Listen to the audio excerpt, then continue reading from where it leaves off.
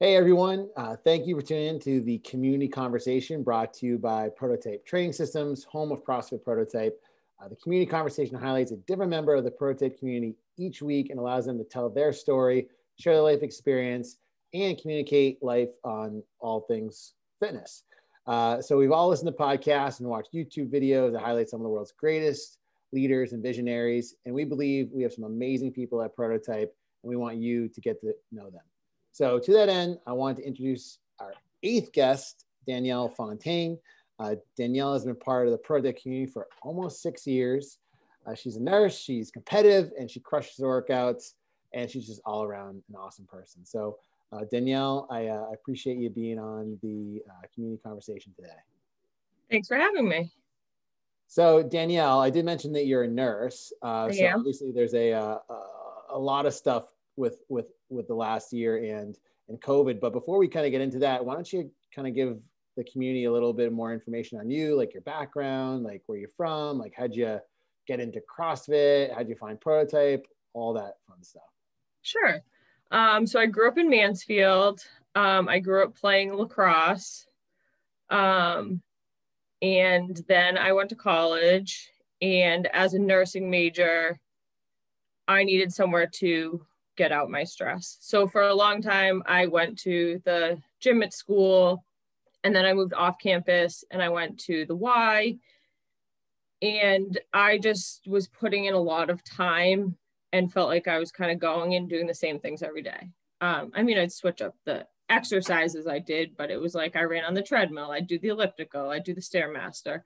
And one of my friends actually had started CrossFit, and I was like, you know what, I'll just try it. I enjoy exercising, but I've learned over the past 12 years that I need something that's quick, hard, and I can go in and someone can tell me what to do. I don't have to think about what I'm going to do before I get there, or get there and look around and say, okay, I don't know what I'm going to do today. So that's kind of how I got started at CrossFit. I was kind of hooked as soon as I started. You remember your first workout? Oh, I don't. It was a long time ago. It was probably 13 years ago. So I definitely don't remember. 13, that's awesome. And then you went to school, you went to URI. So this is when you were in college, or when you were in? Yeah, I started in college. Maybe it wasn't 13, but it was close. It was like 11 or 12 years ago. But we were still writing everything down in a composition book. That's how long ago it was. There was no apps. There was nothing fancy like there is now. And from there, I graduated. So I came home and I joined a CrossFit close to home. And then I moved into the city, and I did it when I lived in the city. And actually, I lived in Connecticut for a year. I forgot that part of it. And I did it there. And then after I moved to the city and my husband and I bought our house out here, I started looking into CrossFit.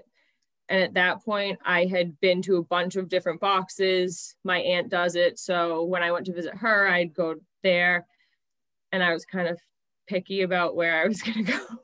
I didn't want a hobby gym. I wanted somewhere that I could go. At that time, I was working 50 days a night. So I needed somewhere that I could go at noon, or I could go at 3 before I went into work. Or sometimes I was crazy and I would come on my way home from a night shift.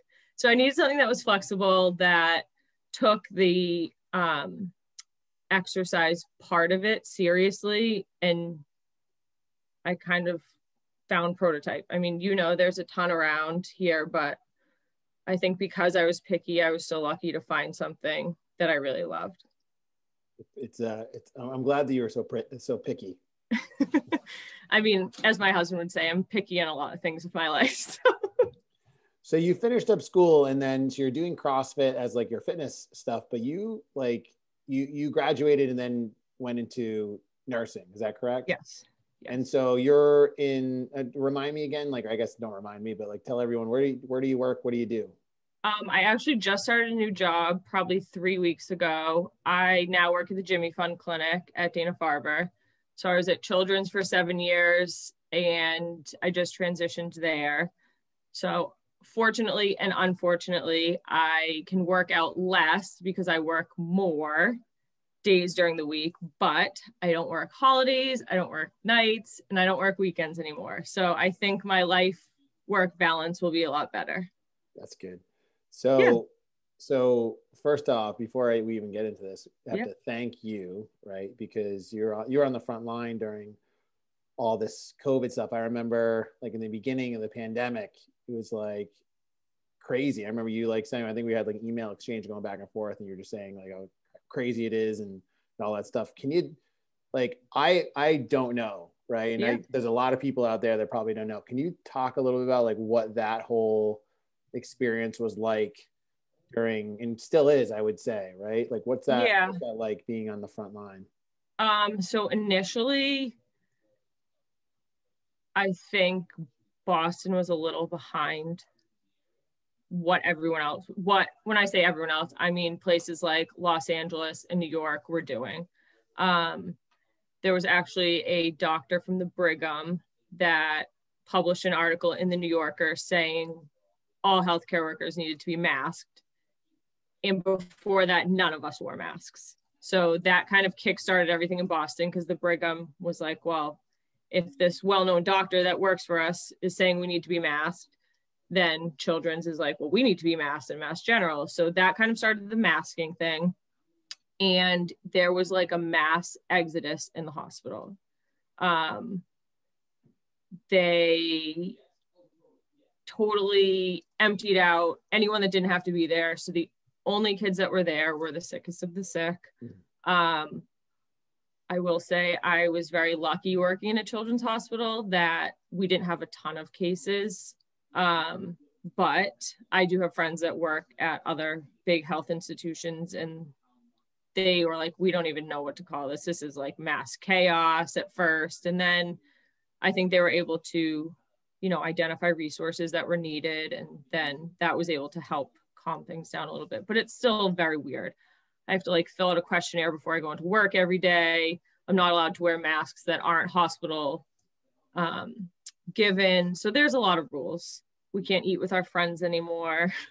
We're like 6 feet apart from everyone. It's very bizarre, but it is what it is. I'm hoping that everyone can be vaccinated by the end of the summer and we can go back to somewhat of a normal life. Did you have you gotten your vaccine, or your two, or you're qualified to get? Yeah, we're lucky. Everyone, pretty much all healthcare workers in Boston have gotten it. So now, did you get sick? I know there's some like signs and symptoms and stuff like that, or some like, some things to take it. No, there are a lot of people that did get really sick. But no, I did not. That's good. That's good. What do you, so basically over the next few months, you think we're on kind of the other side of this whole thing now? I hope so. I think there's great research going into the vaccine. There's a lot of mass production, a lot, the quantities are going up, so that's good. Hopefully Massachusetts can get their clinics up and running a little smoother than they have so far, because I think that's going to be the best way for people to get vaccinated. And hopefully this will just be something that will be like the flu for us going forward. It'll just be like, you have to get your flu shot, and that's kind of it. What are you looking forward to mostly getting back to some sort of normalcy? At least like 80%. I need to go on vacation. Where are you planning? Have you already planned a trip? I don't even care where I go. I just want to get on an airplane and go somewhere. Do you like to travel? I do. I was very fortunate. My parents love to travel, so we went a lot of places growing up. Favorite place? Go. Taylor and I went to Hawaii on our honeymoon, and it was amazing. It was just, I love the beach. I've been to a lot of tropical places, and there's just nothing as beautiful as Hawaii so far that I've been to. I'm hoping one day I go somewhere and I can say, oh, this is more beautiful than Hawaii. So when on all your traveling, right, especially when you were working out doing CrossFit, did you drop in any CrossFit gyms like outside of the States? Never outside of the States. They've all been in the United States. Nothing outside. I went to Costa Rica, and honestly, it was more therapeutic for me to run along the beach than to go into a box with 4 walls that kind of didn't have a view that I could do when I was here. So I tend to work out in the environment that I'm in when I travel. Erin and I had our honeymoon in Costa Rica. Mm-hmm. I thought it was spectacular. You get the best of both worlds, like on the ocean, and we also were inland, so you kind of got the best of those both worlds there. It was either between that and Hawaii. So I gotta pick your brain offline here to talk more about that and plan because I'm in the same boat as you. I can't wait to travel a little bit. Yeah. Once all this stuff is over. But back onto the fitness side of things now. So you've been doing CrossFit, and then you started doing Thrive workouts. Like, what's your and again, you've had a lot of experience of going to different gyms. You said you tried out a bunch of gyms. You're very picky. Like, what's different about Prototype, or what made you kind of stick with it here versus like some of the other places that you looked at? I think obviously I didn't know this when I initially started, but the camaraderie and the coaches, they're always making sure that your technique is good, but you're also having fun. And I think fitness being made fun is really what keeps people motivated and involved. You can't just do the same thing every day. Can't be boring. No, definitely not. There's no fun in that. Right. What keeps you motivated now? Like, what are your main goals? Like, what are the things that you're working on? I know like it probably has to do with like just consistency and obviously like stress management and all that sort of stuff, but like what keeps you coming back? I love that I never really have to work out on my own. I like the class aspect of it. I like that there are days that I don't really want to push myself, but there's someone there that is pushing me. They know that I can do better than what I'm setting myself up for. So I do love that. And I think it's hard now. It's so different. I said the other day, I was like, we used to all be in front of the pole in this class, and now you can't even see the back of the class. Like, we all used to be so close. Mm-hmm. So I think it's different now, but people are still really like pushing each other. And I think that's really important. I love that. I know it's different, but it's still the same, right? Yeah. Like at the same time. All right. So we got a lot of information and background and kind of your journey getting into working out, got some information on, what keeps you coming back, that sort of thing. Like, what do you do outside of the gym? Like, what are your favorite things to do when you're not, working at your, it sounds like it was a crazy schedule for what you were doing, and then coming to the gym. Like, what's your favorite things to do outside the gym? I like to shop. All right, but what girl doesn't, right? Let's go. Let's talk shopping. No, we don't have to talk shopping. That's okay. I'm selfishly, I could probably learn a few things myself, because I feel like I've told you this before. I think your tastes and Erin's tastes are very similar. I think you've given me some advice too on gifts giving, I think at one point, but all right. I love to shop, and I don't necessarily buy a lot, but I like to look. Window shopping. Yes. But really my favorite thing to do when I'm not working and not working out is to go to the beach. I could sit on the beach for an endless amount of hours. You can work on the beach. You can read on the beach. You can work out at the beach. I'm lucky my parents have a house in Rhode Island.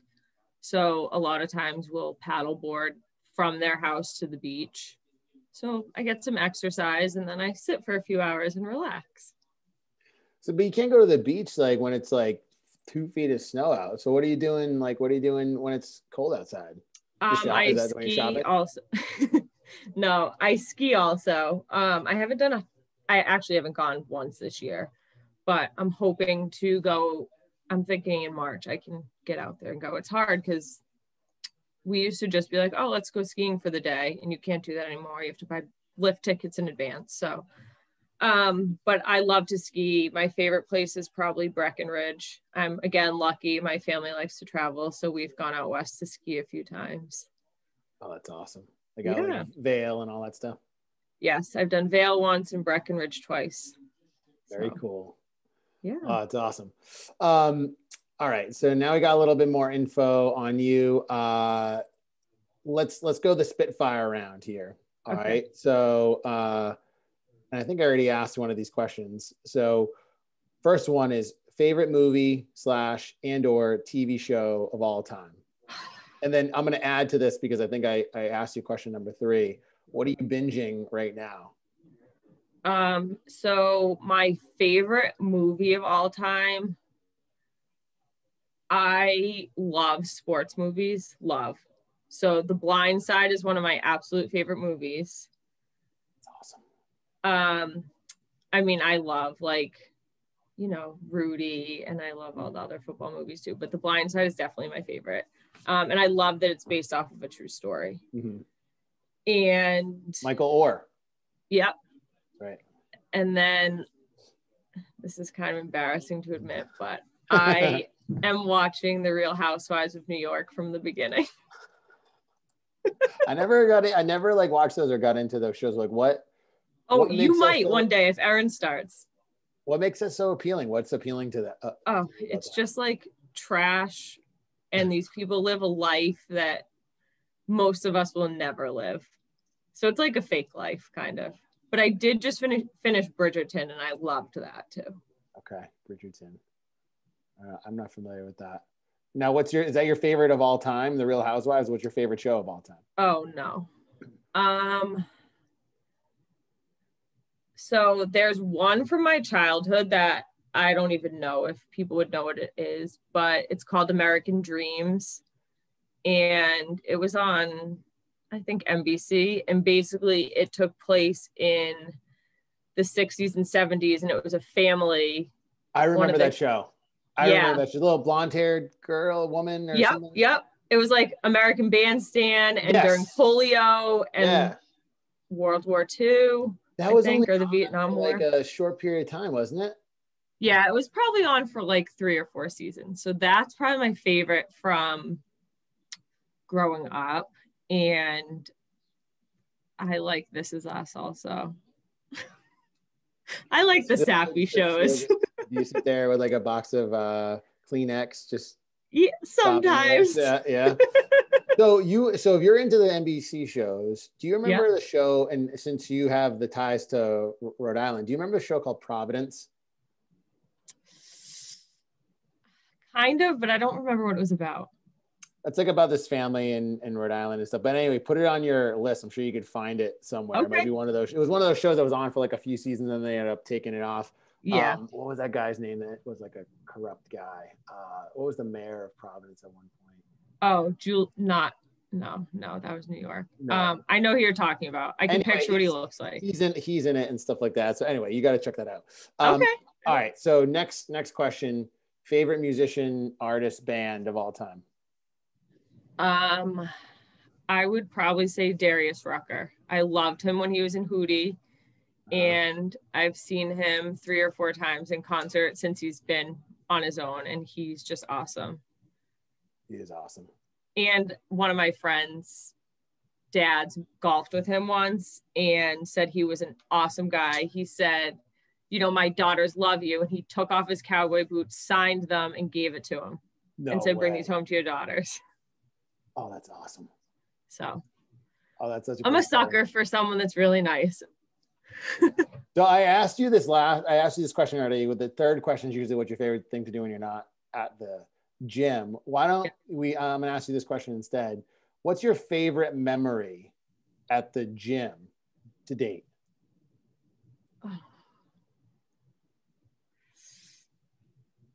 I don't know. You're on the spot right there. I know. Didn't ask you this question ahead of time, right? You didn't have time to do your thinking. I know. I should have. Then I could have rattled my brain. I don't know if I can think of one in particular, but I will say it's not that it's a bad memory, but I once walked into class and I was the only one taking the class, and John was teaching, and it was awful because he was like, nope, you're going to put more weight on. You're going to put more weight on. It was an awful workout. I don't remember what it was. I remember there was a lot of cleans. He's like, you can do more weight. You can do more weight. And I was like, and he's like, no, just because you don't feel like it doesn't mean that's an excuse to not do it. So the question is, what's your favorite memory? But what comes to your mind is what was the most traumatic memory that you have at the gym? That was just one thing that I always remember. And I still to this day, if I walk in and I'm the only one and John's teaching, I'm like, please, someone else show up so he doesn't torture me. So funny. Oh, that's so funny. All right, I'm writing that down. That's a good I think that might be everyone's worst nightmare. I shouldn't say everyone's worst nightmare, but I think a lot of people, if they're used to going into the group, and you mentioned how you love working out with other people, if you're the only one in class and you got the coach, just you one-on-one, there's no hiding, there's no avoiding. Yeah. And it wasn't bad. I mean, I was so glad when it was done, but during I was like, oh, come on, John, you're killing me. I hope John's listening to this right now so he can relive that moment. It's so funny. Well, Danielle, I appreciate you coming on here and talking to us and sharing some insight and giving your background and your experience and everything. So thank you for being part of the community conversation, and everyone who's out there listening, thank you for tuning in and watching. Remember, every week we'll be releasing a new community conversation with a new guest to get your week started, and also to be the first to know about the new community conversation. It's going to be posted on our YouTube page, so make sure you subscribe. Also, we send it out in our daily newsletter, and also if you're in our Prototype community, we put it out on our Prototype community on Facebook. And if you're a member of the gym and you're not on our private members Facebook group, please let us know. We'll get you in. And lastly, if you're interested in being on the community conversation, just shoot us a message. We will love to have you. So Danielle, thank you again. Appreciate you being on. Thank you.